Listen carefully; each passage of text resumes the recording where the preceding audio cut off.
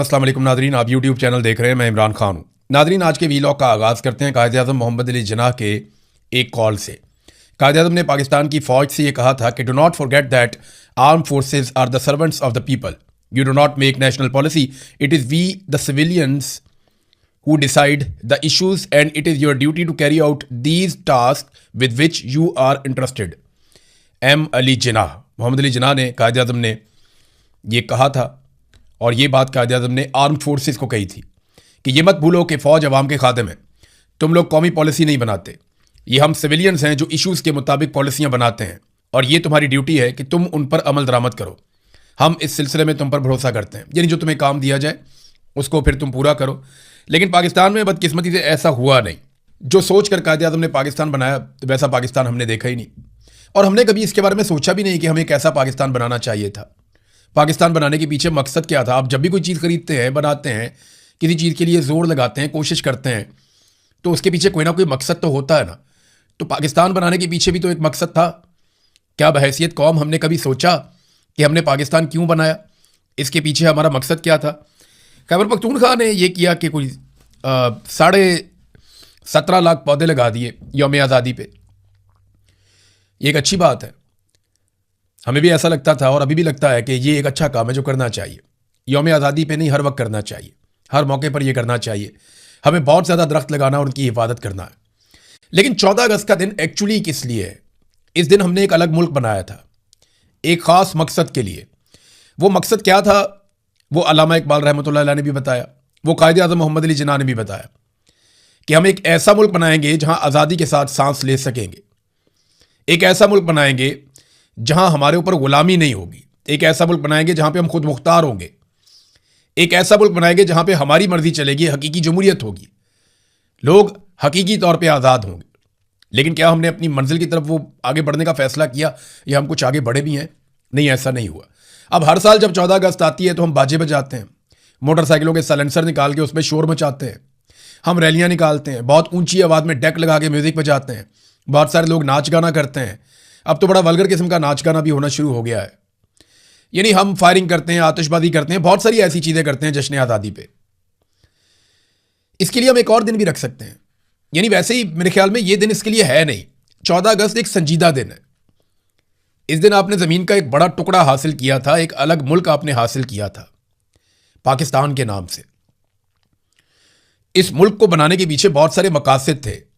हमने ये मुल्क किसी के कब्जे में नहीं देना था, ये पाकिस्तान की अवाम का मुल्क था, ये अवाम के कंट्रोल में रहना था, ये किसी एक टोले के, किसी एक जत्थे के या सरकारी मुलाजिमीन के कब्जे में नहीं जाना था। एक कंपनी की तरह इस मुल्क को नहीं चलाना था। इस मुल्क ने अवाम की उमंगों के मुताबिक चलना था। क्या वो सारा कुछ हो रहा है? क्या इस मुल्क में गुर्बत, बेरोजगारी, महंगाई ये खत्म हो गई है? क्या इस मुल्क के अंदर नाइंसाफी खत्म हो गई है? इंसानियत की पामालियां बंद हो गई हैं? क्या इस मुल्क के अंदर दहशतगर्दी खत्म हो गई है? हजारों मसाइल है पाकिस्तान के अंदर, लेकिन जब भी कभी यौम आज़ादी आता है तो हम शोर मचाते हैं सिर्फ। और यह सिलसिला शुरू किया था ज़ियाउल हक ने। याद रखिएगा, ज़ियाउल हक के दौर से पहले कभी भी इस तरह बाजे गाजे नहीं बजते थे। ज़ियाउल हक के दौर से पहले इस तरह का शोर शराबा नहीं होता था 14 अगस्त पे। ज़ियाउल हक ने यह शोर शराबा शुरू करवाया और इसकी सरकारी सरपरस्ती की। उसकी वजह यह थी कि वो नहीं चाहता था कि लोग संजीदगी से गौर करें कि पाकिस्तान कहां पहुंच गया, या पाकिस्तान बनाने के जो मकासद हैं उनके ऊपर कोई बात भी करे। आज भी मिलिट्री एस्टेब्लिशमेंट या उनके हवारी जो हैं वो यही चाहते हैं कि शोर शराबा चलता रहे, रोला पड़ा रहे और कोई आदमी गौर ही ना करे कि पाकिस्तान बनाने का मकसद क्या था। जो असल वजह थी उसके ऊपर कोई बंदा सोचे ही ना कि हमारे बुजुर्गों ने इतनी सारी कुर्बानियां किस लिए दी, वो मकसद पूरा हुआ या नहीं हुआ।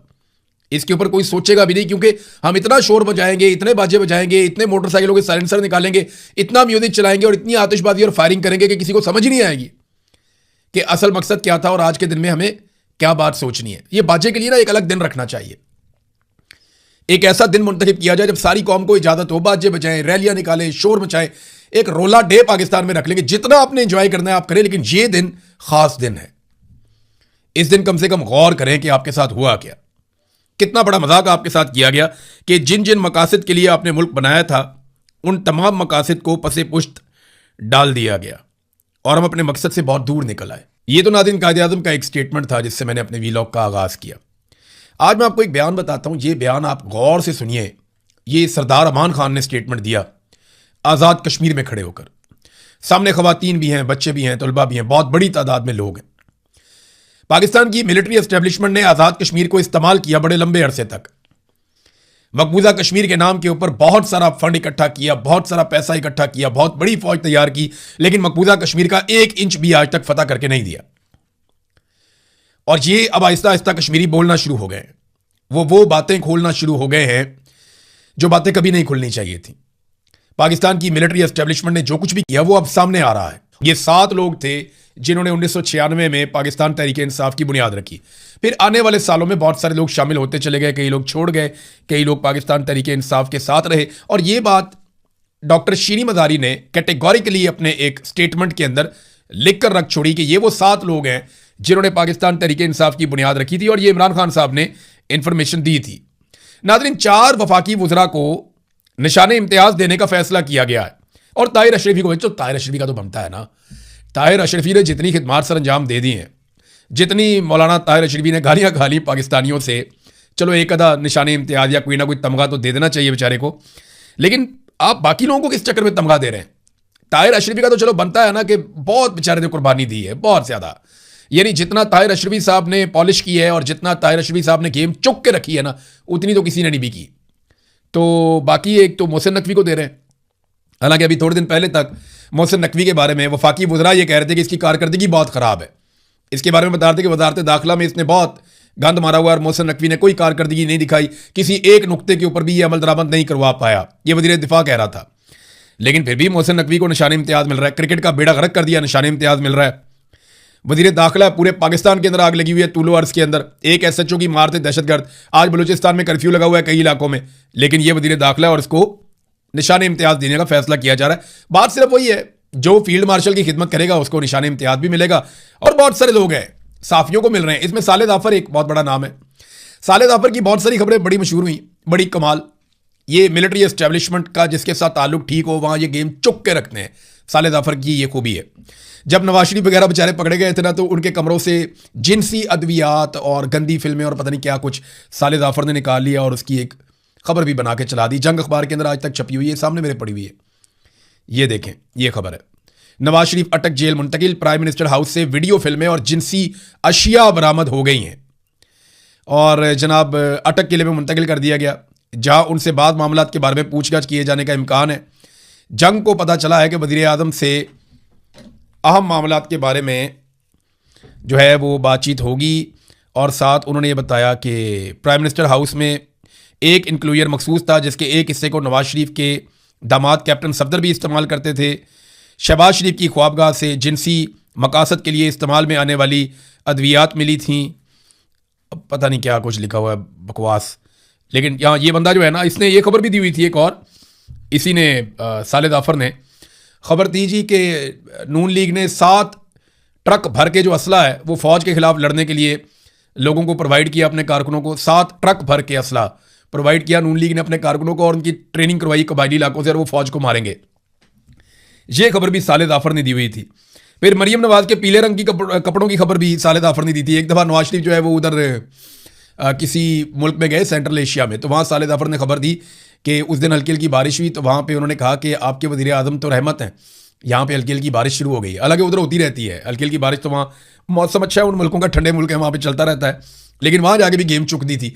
तो जब भी कभी मिलिट्री एस्टेब्लिशमेंट किसी के भी साथ होती है ना, ये उसके साथ मिल जाते हैं।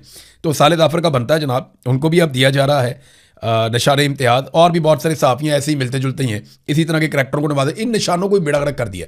कल को किसी इज्जतदार आदमी को कहेंगे ना आप ये निशान इम्तियाज़ ले लें, वो हाथ जोड़ के कहेगा यार बड़ी मेहरबानी आपकी, जिनको आपने बांट दिया हुआ ना काफ़ी है। यानी इस दौर में जितनी बेतौकीरी की गई है कौमी अवार्ड्स की, एक इनका रुतबा होता था कि भाई ये निशान इम्तियाज़ है, ये जनाब इसको फलाना अवार्ड मिला हुआ है, इसको तमगा उसने कारकर्दगी मिला हुआ है। वो बड़ा लोग फ़ख्र करते थे, अपने दरवाजे के ऊपर नेम प्लेट के ऊपर लगा कर रखते थे, और हम उन लोगों को बड़े फ़ख्र से देखते थे। उनको हम हैरान होकर देखते थे कि यार देखो उन्होंने कितनी खिदमत सर अंजाम दी है। किसी इलाके में अगर कोई एक आदमी होता था इस तरह का, तो उसको बड़ा ऑनर मिलता था पूरे इलाके के अंदर कि इन अवार्ड्स की बड़ी वक़्त होती थी। अब इनकी बेतौकीरी हो गई है। अब तो ये पता नहीं किसी को भी देंगे, शायद मुस्तकबिल में कोई लोग इनकार ही कर दें कि भाई हम तो ये नहीं लेते, आपने इनको इतना बेतौकीर कर दिया है। और बेतौकीर तो हर चीज़ को किया, सबसे ज़्यादा तो आवाम को ही बेतौकीर कर दिया। मिसाल के तौर पर आप देखें कि ये कैसर अहमद शेख साहब हैं, नून लीग के MNA।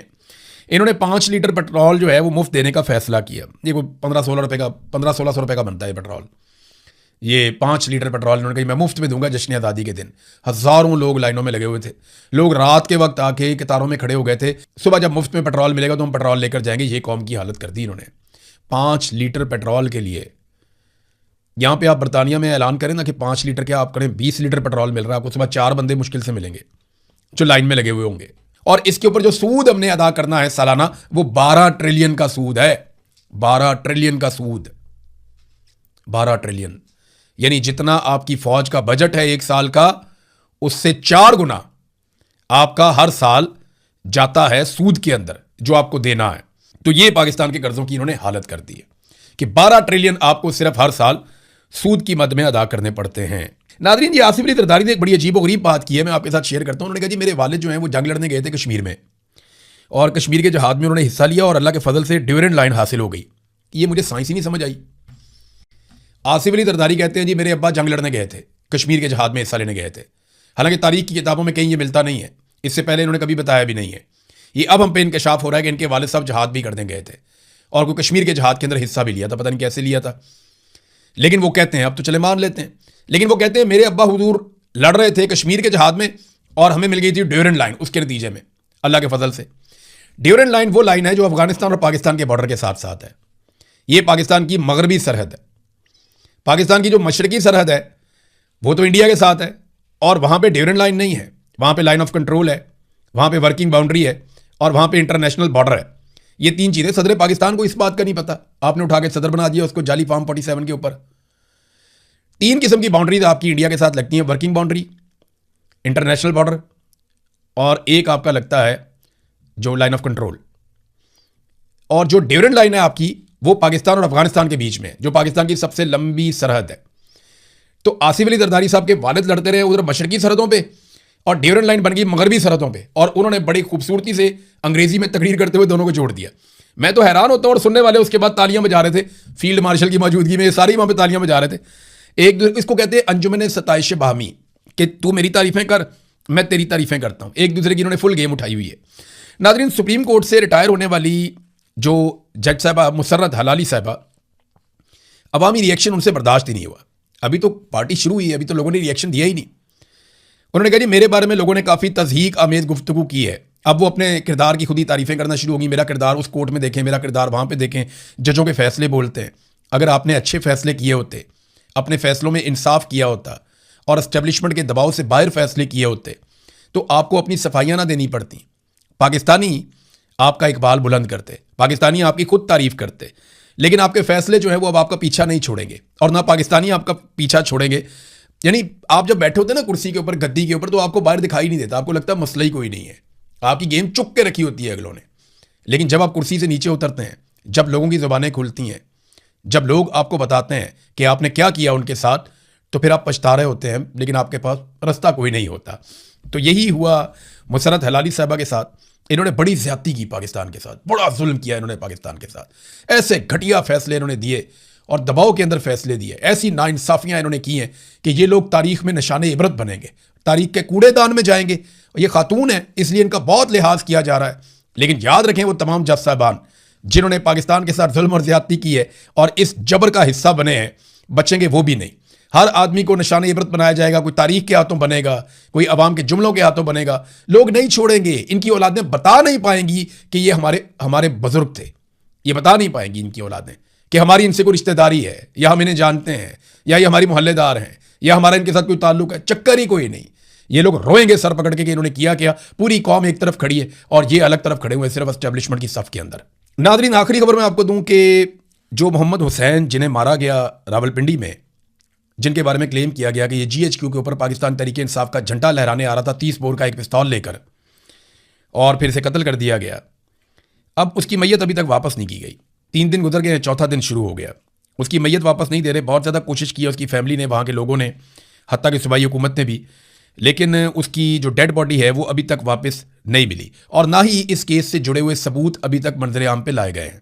अब तक इतना ही। अपना ख्याल रखिएगा, अपने चैनल का भी। अल्लाह हाफ़िज़।